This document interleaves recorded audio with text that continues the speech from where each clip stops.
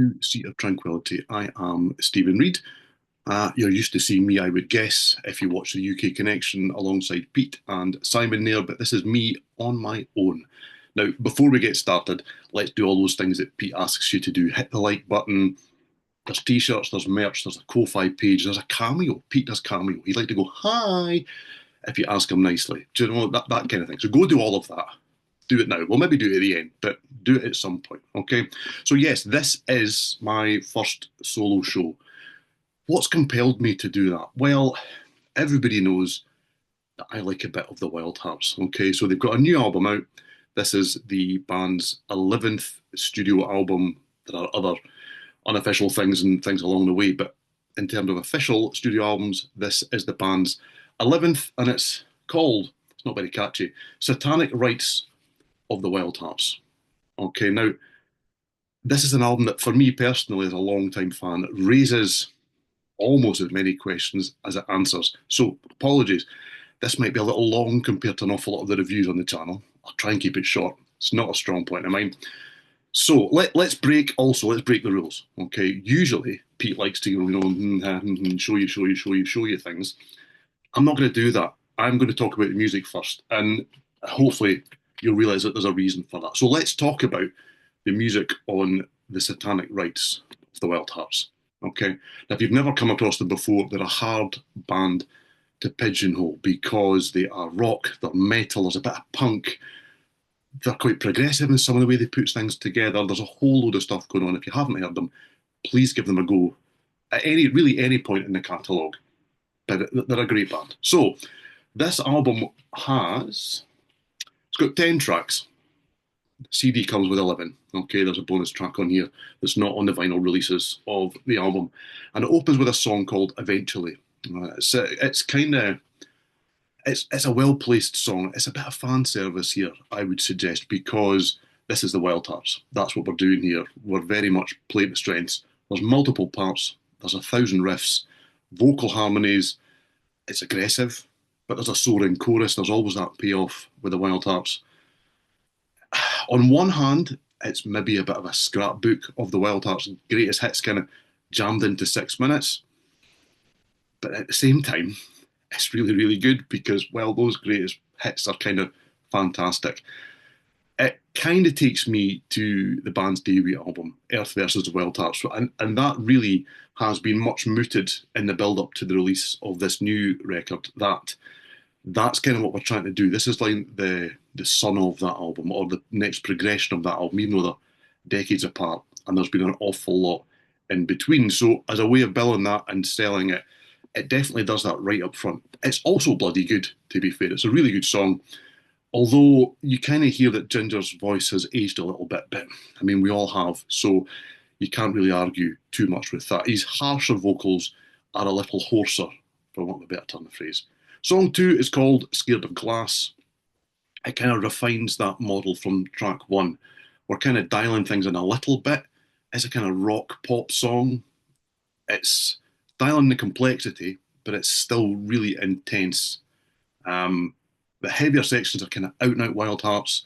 The quirkier sections, there's a kind of gang chorus. It's more like a kind of choir, I would suggest. And that alludes to something that's more kind of like the rockier end of Ginger's solo output, which, again, is no bad thing. It's 2 songs in, and we're doing really well. Troubadour Moon is next up. That was the second single or lead track, or whatever we call it these days, from the album. Maybe the most easily accessible thing on the whole album. It's full of melody, full of hooks, and yet it's still a little unwilling to give everything up on the first listen, as all good songs should do. There's a little bit more that you've got to dig for and listen for. I must admit, when I first heard it, it kind of struck me as a little bit like the Wildhearts by numbers, but it's grown on me a lot since then, to be fair. There is a faint air of, kind of heard this one before about it, but I'm in a band with 11 albums, countless EPs, singles, and various things along the way. That's going to happen. But it proves that Ginger Wildheart can write a chorus, and he can write one better than most human beings, to be fair. So I can kind of see Troubadour Moon being a live favourite. Fire of the Cheap Seats is up next. It's got a great song title. I like the song title. That's a good start. It opens with a kind of a nice little vocal intro, and then it gives way to some really great vocal harmonies, and then all hell breaks loose. It is grating, it's uncompromising, there are thundering drums, off-kilter guitars. I mean, it isn't mucking about. It's still got the huge sing-along chorus. There's always that counterpoint within these songs that you're always going to get melody, you're always going to get something to sing along with. And this is maybe for fans of the band, this is maybe what the Endless Nameless album might have sounded like if it hadn't been produced in a drug-fueled haze. It's an album I really do like Endless Nameless, but I've struggled to come to terms with it over the years. On first listen, when you first listen to this album, I was knocked out of my stride by this one because it really sits somewhere completely different from the first three songs. But it might actually turn out to be the best thing on the whole album. Now, track five. Okay, track five. I'm going to spell this before I say it, okay, because I don't want Sea of Tranquility to be banned from YouTube because it is spelled Kunce. So we're going to call this song Kunce, okay? Kunce. All right. We are nodding and winking, I would suggest, to a certain album that was spelled Phuq and pronounced therefore fuck. Okay, so we know what we're going for here. It's got that kind of ginger tongue-in-cheek thing, but the lyric is not tongue-in-cheek. He is basically telling you that no cunts should get in your way. Don't let anyone stop you doing what you want to do.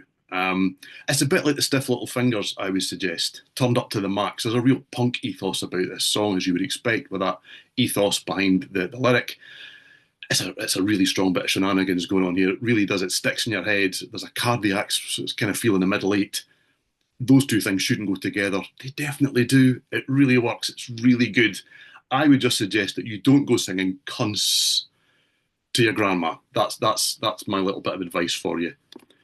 Maintain radio silence. I mean, it's neither a radio song nor is it very silent. In fact, it's maybe the most blatant kind of hit you over the head smash of riffs and choruses that Satanic Rites has to offer up. I can imagine this sitting on the Ginger and the Sonic Circus album. That's a compliment coming from me. It's one of my favourite things that he's ever done.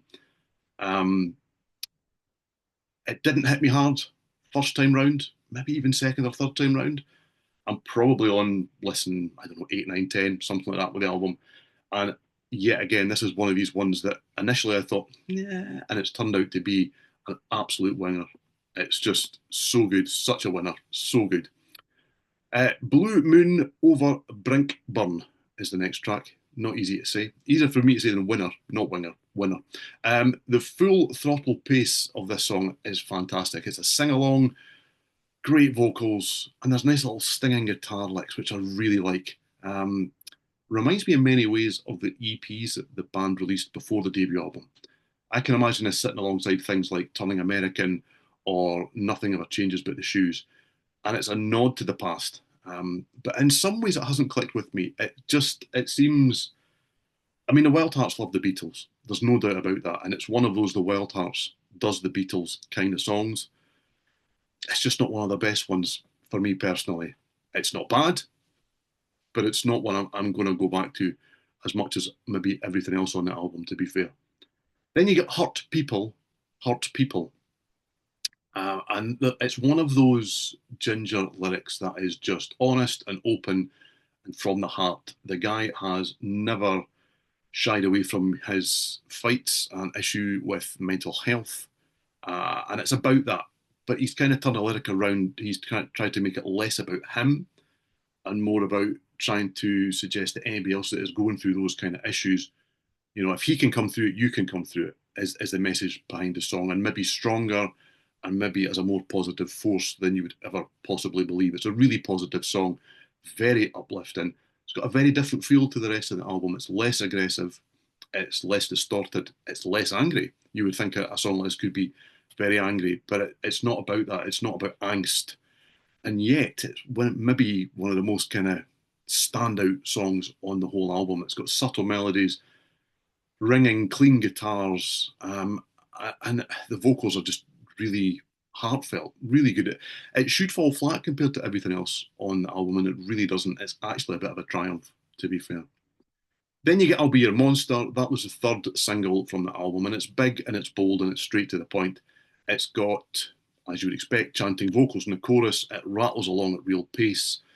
It's maybe one of the more easily digestible songs on the album, and that in itself is no bad thing. You kind of need that variance as you go through an album. But then it's also left me not loving it. It's just a little bit, this is what you get is what you see, is maybe the best way of putting it. It's far from bad. I feel now, with hindsight, it became a little bit of an odd choice to promote the album. Instant, yes, not necessarily the best representation of what's going on here. And then the last song proper on the album is Failure is the Mother of Success. And unusually, that was the lead track from the whole kind of release schedule. You usually find lead tracks are kind of early on in an album, but this one closes the album proper out. And if you get the vinyl, closes the album out completely. In many ways, I can see why it was chosen. It's another one of those kind of multi-part, all over the place, yet remarkably focused songs that Ginger Wildheart is famous for, both solo and as part of this band. It's got one of those breakdowns where the guitars become a clarion call for the good times. It's upbeat and it's, the guitars kind of outweigh the bad and the heaviness in the song. It's kind of one of those calling cards that this band have had. If I was to be honest, there's a kind of feeling of this one being maybe even a two-finger salute to people who suggest that without C.J. Wildheart, Rich Battersby and Danny McCormack, you can't have the Wildhearts. It maybe comes across as just a little try-hard. Yeah, I'm nitpicking. As a long-time fan of the band, I'm maybe looking for those kind of glitches and niggles here because of the way this album has kind of come together. But basically, if you like the Wildhearts, I think you'll like this song, to be fair. And I do too, even though I'm maybe looking for issues. Loyola is the bonus track. It's too good, I would suggest, to be considered just a bonus track. If you only buy the vinyl, you're going to miss out on a good song, realistically, I would suggest. And then if you pre-ordered, you also got a bonus disc, okay, rarities of the Wildhearts. Only one of the 4 songs that are on this is brand new Wildhearts music called Strangely. It's a kind of much more pop-friendly version of the Wildhearts. It's actually one of the best things across this whole package, I would suggest. It's really good fun. It's a little bit lighter, but it has a good heart and a good soul about it. And then there's 3 cover versions. You get Losing True by The Roaches, Hematoxic by Little Hell, and She's a Woman and Now He Is a Man by Husker Du, band I like, song I like. And they're great fun. These are good covers. Supposedly these 4 songs will never be released anywhere else, ever. Okay, I mean, we've heard that kind of stuff before. But it's good fun. I'm glad that I have them, to be fair. Now, the album is produced by Jim Pinder. He does a bang-up job, I would suggest. Initially, when I first listened to this, I've had this on as a stream to review for a while. That's not always maybe the best way to listen to with the setup that I've got and various things. But the production came through as a little polite, a little clean for the Wildhearts. But the more I settle in with the album, as opposed to it settling down, me settling in with the album, the more I think he's done a really good job. And I've been listening to it at volume last couple of days, and it does everything that it needs to do. Now, as you would expect, let's get to the band. Okay, so Ginger Wildheart plays guitar on the album and he sings, but the rest isn't quite so clear. Okay, so Pete likes to show you the booklet, so let's do that kind of stuff. Okay, so Ginger has handwritten lyrics, and they've been reproduced in the booklet, and he's also made some art, and that's been reproduced in the booklet too, and it kind of runs throughout. It's a nice little thing. The lyrics are easily read. Some of these handwritten ones are quite difficult. Ginger has done a good job of making sure that you can understand what's going on. In the middle, you see one chap lying on a couch, and that is Ginger Wildheart. Okay, there's no band shot in here, and there's been no band shot anywhere in the build-up to the album coming out. That's an odd move in itself, but there you go. Okay, so credits. So John Poole, who is an on-off bassist with the Wildhearts and has been for years and years, he's also part of Cardiacs, Life Signs, I think, as well. Whole lot of different things. Really talented guy. He's on bass in this album. Then you've got a guy called Dudge, Dudge, on drums. Outside the Wildhearts, he's also known as Cheb Nettles, and he plays in gong, but I believe he has a different name in every band that he plays in. On guitar, even though you've got Ginger, Ben Marsden, who is linked with bands like Grand Theft Audio, who used to have or do still have Rich Battersby from the Wildhearts in them. He's been in the Main Grains with Danny McCormack from the Wildhearts. A little bit odd, but there you go. He's on guitar alongside Kavis Tarabi, who's also in Gong. So you're kind of three guitarists. But once you start reading through the actual credits of who's played on what, a lot of these guys, so Ben and Kavis, are credited with additional guitars. That would suggest really that what you're hearing is Ginger, John Poole, and Dudge playing drums. Okay, so the main bonus track on the bonus disc here, okay, so that is credited with Ginger, John Poole, Dudge, just those three. So we seem to have a core band of three, maybe more, because then the cover versions, they've got Ginger, Ben Marsden, John Poole, Charlie Evans on drums, and Carol Hodge, who has been touring with the band, playing a little bit of keyboards. She's on backing vocals on these and some of the tracks on the main album. So who really knows what's going on in that sense? And that leads us to whether this is really a Wildhearts album. Can it be a Wildhearts album without at least one of CJ Wildheart, Rich Battersby, Danny McCormack, or maybe even Scott Sorry, who's also been on bass in the band? I believe that Scott is having medical health issues again these days, so all my best to him. For my money, you can tell that CJ's not here, to be fair. The guitar tone is his is intrinsically him. It's not there. I'm sure Ginger would tell me he hasn't played on half the songs, but let's not get into all that sort of nonsense. You definitely miss his co-vocals because he tends to sing an awful lot of the songs with Ginger. And there's a different feel about the vocals there too. I love Rich Battersby's drumming, but you miss that less, to be fair. He's a great drummer, but the drums on the album are really good, to be fair. I know for a lot of fans, this stuff doesn't matter, but it kind of does for me.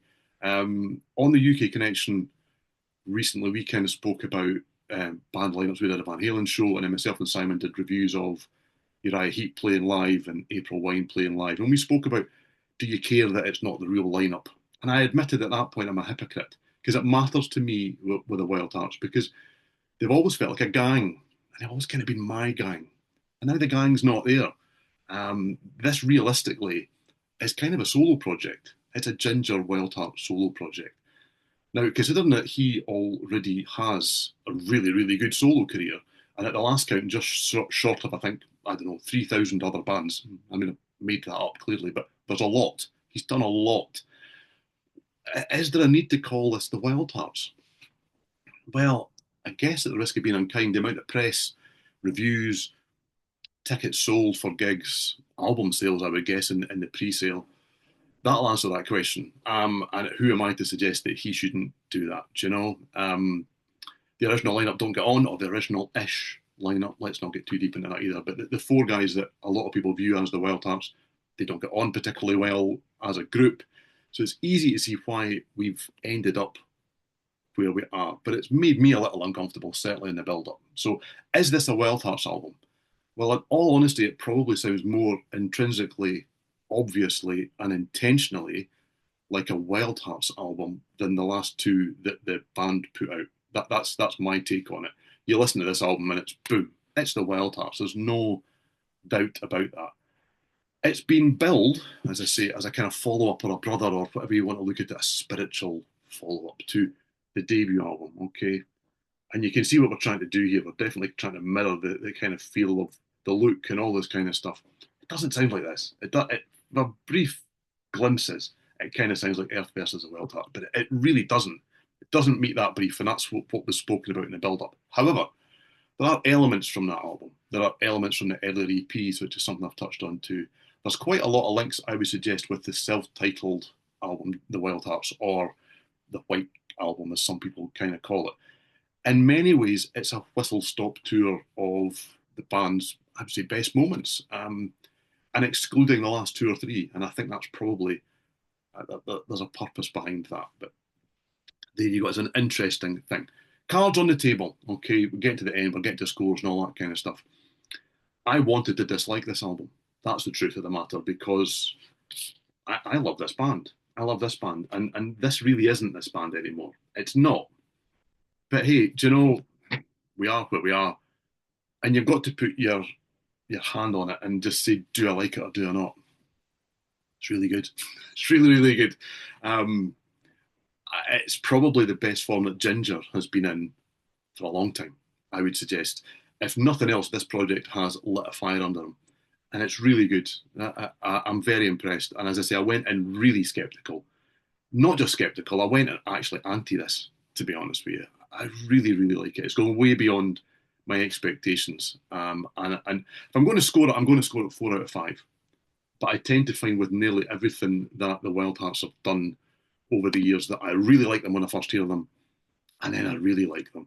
So it might grow from there. Is it the best thing I've ever done? I don't think so. It's kind of getting those plaudits when you read reviews elsewhere and various things, but it's really good. And if you like the Wildhearts and you've had any reservations like I have, you kind of need to put them to the side, I think, and just give it a listen. Give it 4 or 5 listens, and then see what you think. Because I'm impressed. 4 out of 5 is my score for Satanic Rites of the Wildhearts. So there you go, first solo show. If you've stuck with me to the end, thank you very much. Really appreciate it.